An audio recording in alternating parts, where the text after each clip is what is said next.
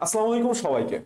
আমরা যারা খুব ভালো মেধাবী স্টুডেন্ট না বা তথাকথিত টপার না, যারা একটু আমরা নিজেদেরকে মিডিয়াম বা অ্যাভারেজ স্টুডেন্ট ভাবি, তাদের সবচাইতে বড় সমস্যা এবং বার্নিং কোশ্চেন আমার কাছে মনে হয়েছে যে ভাইয়া অনেক পড়তেছি বাট নাম্বার আমার সেই অনুযায়ী বাড়তেছে না বা আমি স্যাটিসফাইড না আমার নাম্বার নিয়ে।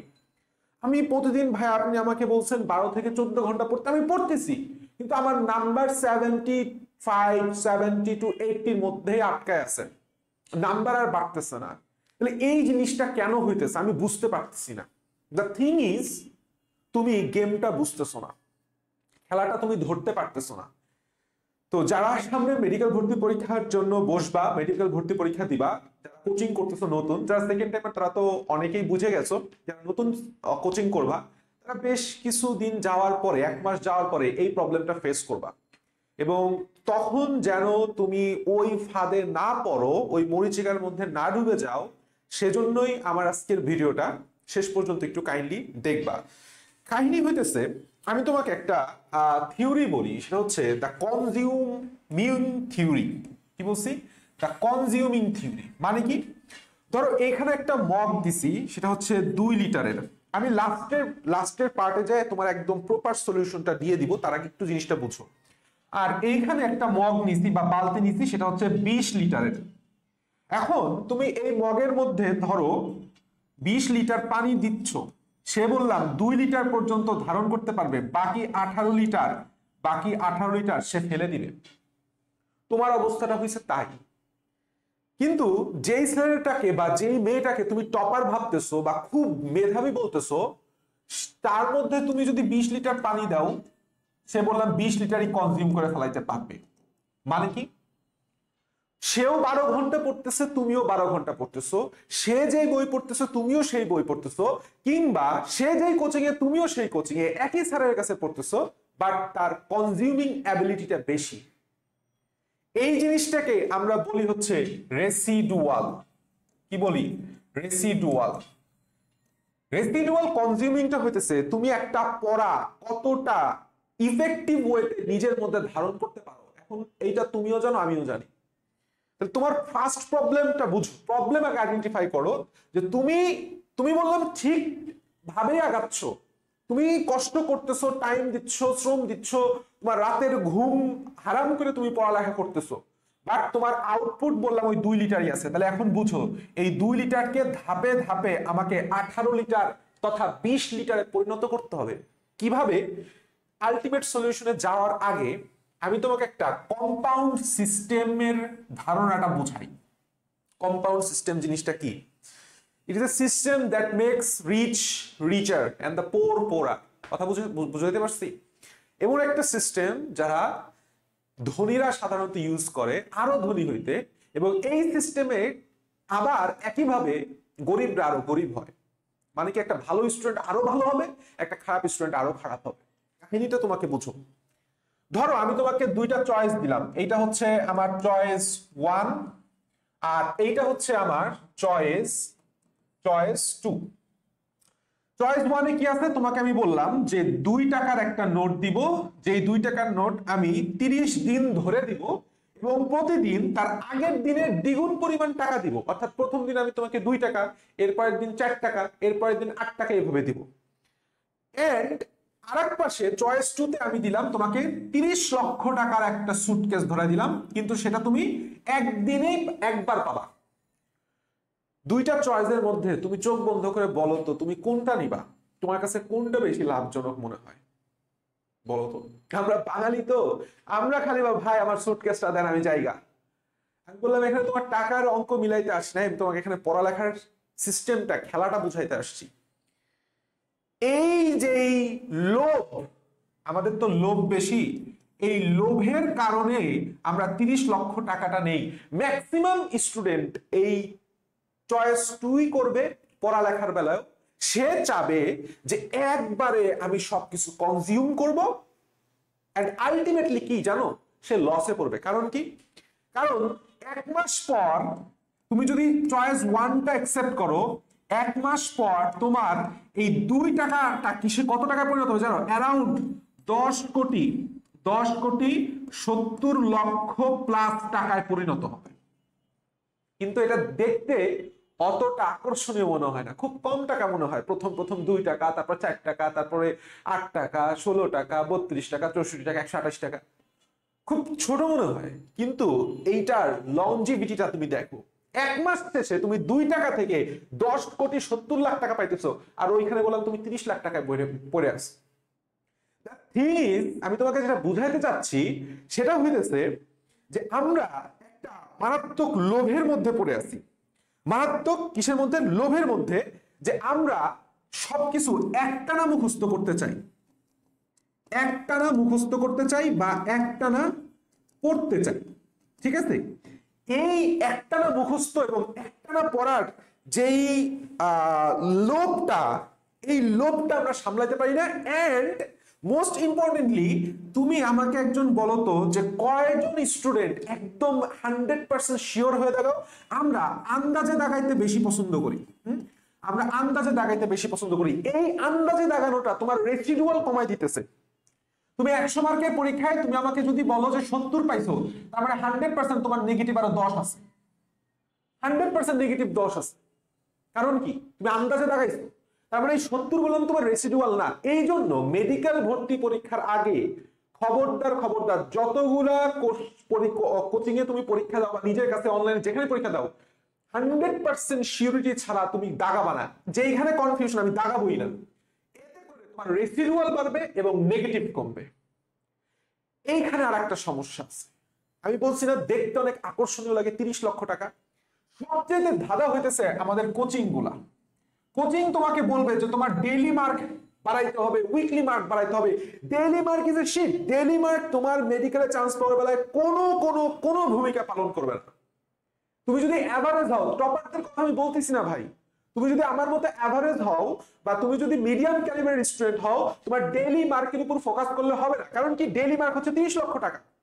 তুমি ডেইলি মার্কের জন্য পড়বা, তুমি একটানা মুখস্থ করে যাবা, তুমি জিকে ইংলিশ ঠিক মতো পড়বা না, তুমি আন্দাজে দাগাই দিয়ে আসবা, 50-40 পেলে মোটামুটি একটা নাম্বার আসতেছে, ফ্যামিলি থেকে সেরকম প্রেশার আসবে না, কিন্তু আলটিমেটলি তোমার পরীক্ষার সময় যায় তোমার লস খাবা। তাহলে তোমাকে কি করতে হবে? কম্পাউন্ডিং সিস্টেমে আনতে হবে। অর্থাৎ তোমাকে টার্গেট নিতে হবে, বড় টার্গেট। 1 মাস পরে, 2 মাস পরে বা 3 মাস পরে যখন তুমি মেডিকেল অ্যাডমিশনে অ্যাকচুয়ালি বসবা, তাহলে আমাদের কি করতে হবে? একটা বড় প্ল্যান নিতে হবে। কোচিং তোমাকে যতই বলুক যে তাড়াহুড়া করতে হবে, যতই বলুক যে এত মাস আগে আমার সিলেবাস শেষ করতে হবে, দ্রুত শেষ করতে হবে, দ্রুত পড়তে হবে, নাম্বার বেশি আনতে হবে, ডেইলিতে উইকলিতে বেশি আনতে হবে, ডাজন্ট কেয়ার। সিরিয়াসলি ম্যান, তুমি এইগুলির দিকে একদম ভ্রুক্ষেপই করো না। এক কান্দে শুনলে আর এক কান্দে বের করে দাও, শোনারই দরকার নাই তোমার।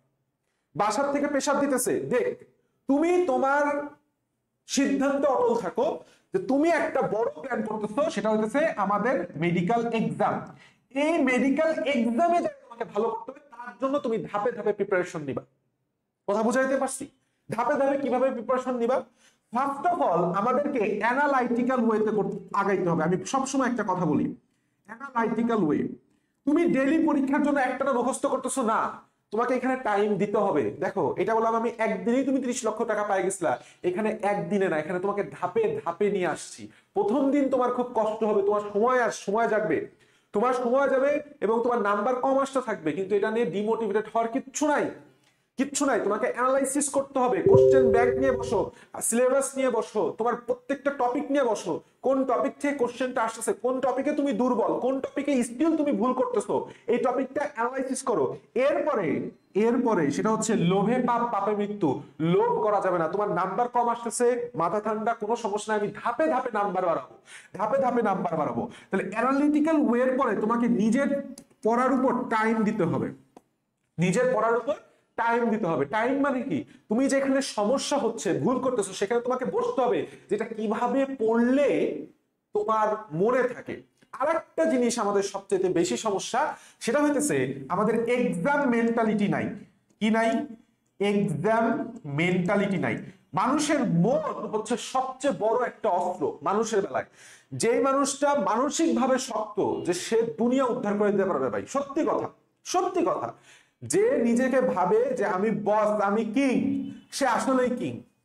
কাহিনী হইতেছে তোমাকে যদি আমি বলি যে আজকে একটা অধ্যায় পড়ছো, ধরো সমন্বয় নিয়ন্ত্রণ বা জৈব রসায়ন, এই অধ্যায় থেকে ধরো আগামীকাল হইতেছে বা 2 দিন পরে তোমার অ্যাকচুয়ালি মেডিকেল এক্সাম, তুমি যখন পড়তেছো তোমার প্রত্যেকটা লাইন প্রত্যেকটা প্রশ্ন পড়ার সময় কি এটা মনে হইতেছে যে এই প্রশ্নটা যদি আগামীকাল মেডিকেল ভর্তি পরীক্ষায় অ্যাকচুয়ালি আসে আমি শিওর হয়ে দাগায় আসতে পারবো কিনা?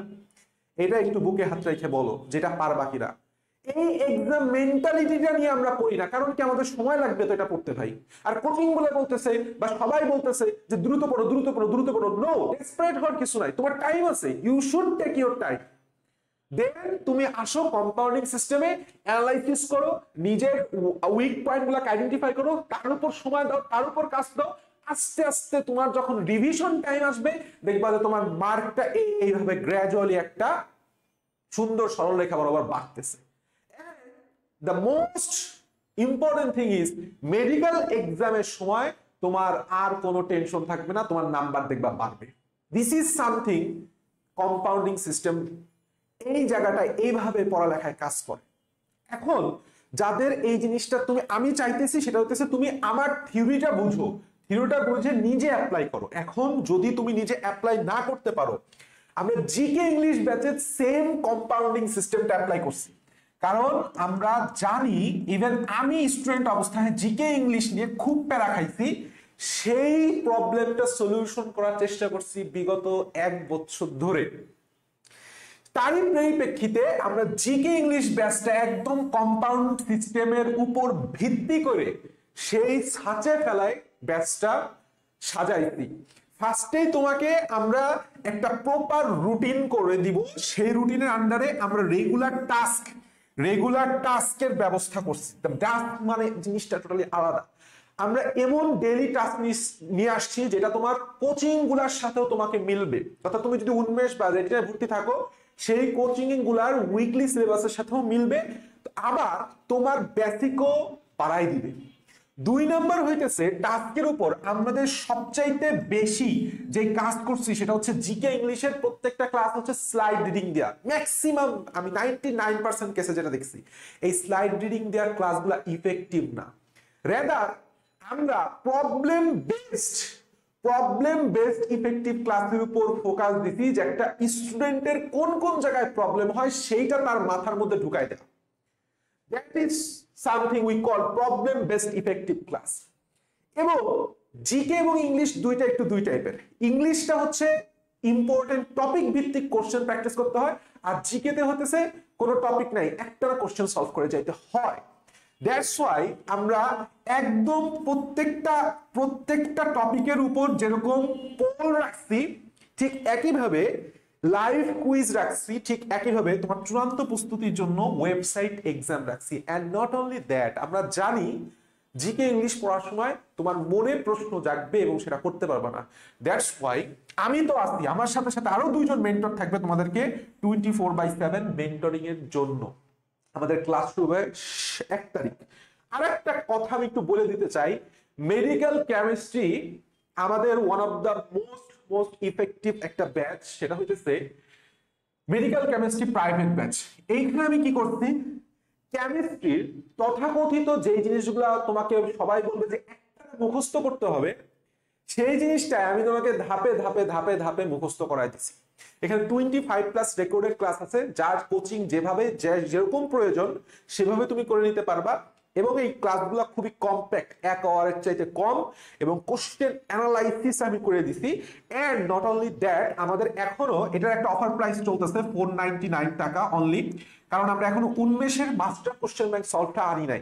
রিভিশনের সময় আমরা উন্মেষের মাস্টার কোশ্চেন ব্যাংক সলভটা আনবো। আমি বারবার সময় তো সবাইকে আমি এই জিনিসটা বলি যে উন্মেষের মাস্টার কোশ্চেন ব্যাংক হচ্ছে একটা পিওর ম্যাজিক বুক। দেখো ব্রুসলি একটা কথা বলছে, ব্রুসলি বলছে যে আমি এমন লোককে ভয় পাই না যে 1000টা কিক শিখে আমার কাছে আসছে, কিন্তু আমি এমন লোককে ভয় পাই, এমন লোককে প্রতিহত করতে ভয় পাই, মুখোমুখি করতে ভয় পাই, সেটা হচ্ছে যে একটা শট 1000 বার প্র্যাকটিস করছে।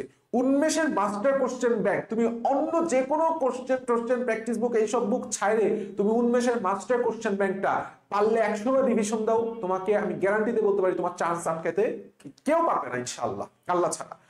আমরা সেই জিনিসটাই করছি, উন্মেষের master question bank solve class দিছি, এক্সপ্লেইন সহ ইনশাআল্লাহ সামনে রিভিশন টাইমে আমাদের সেটা আপলোড হবে, এন্ড এটার উপর পোল, এটার উপর ওয়েবসাইট এক্সাম। এবং শুধু তাই না, এই যে কেমিস্ট্রি যতগুলো অনুশীলনী আছে, Hazari sir, Kabir sir, Lincoln sir, Swapan Kumar Mistri sir, সেইটার অনুশীলনীর কোশ্চেনও আস্তে আস্তে অ্যাড হয়ে যাচ্ছে।